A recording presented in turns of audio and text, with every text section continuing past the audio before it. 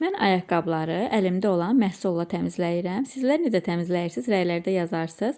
İndi deyəcəksiniz ki, reklamdır. Əsla reklam deyil. Mənim bir xasiyyətim var və bir vərdişim var. Əlimdə olan məhsulları həmişə maksimum dəyərləndirməyə çalışmışam və inanın ki, həmişə də fayda götürmüşəm. Yəqin ki, hər kəs istəyər ki, belə olsun. Mən bu məhsulları 2 ildən çoxdur istifadə edirəm. Yəni bitdikcə alıram.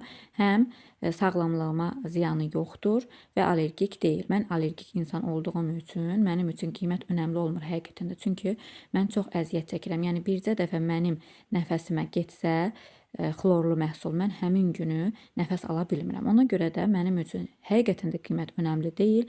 5-10 manat baha olsun, amma sağlamlığıma xeyri olsun təki, yəni ziyanı olmasın. Və mən bu məhsullarla evimi təmizləyirəm, pəncərəmi təmizləyirəm, şüşəmi təmizləyirəm. Gündəlik bütün təmizlik işlərimdə istifadə edirəmsə, niyə də almayım, düzdürmü?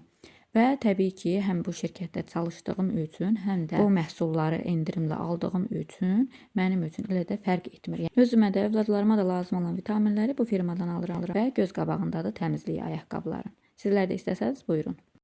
Həmçinin ev təmizliyində evlərin deməli kənarlarına, künclərə, bucaqlara bu məhluldan püskürtmüşdüm və tor olmadı. Həmçinin şalvarların kənarındakı ləkələr, cib və deməli ciblərin kənarındakı ləkələr üçün də bu məhsulu yoxlamışam. Ümumiyyətlə bu məhlulu hər yerdə yoxlayıram və həqiqətən də hər yerdə üzümə ağ edir.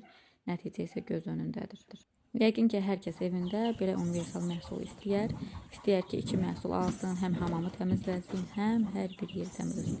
Ümumiyyətlə təmizliklə bağlı ağlınızda nə bu məhsullarla təmizləmək mümkündür.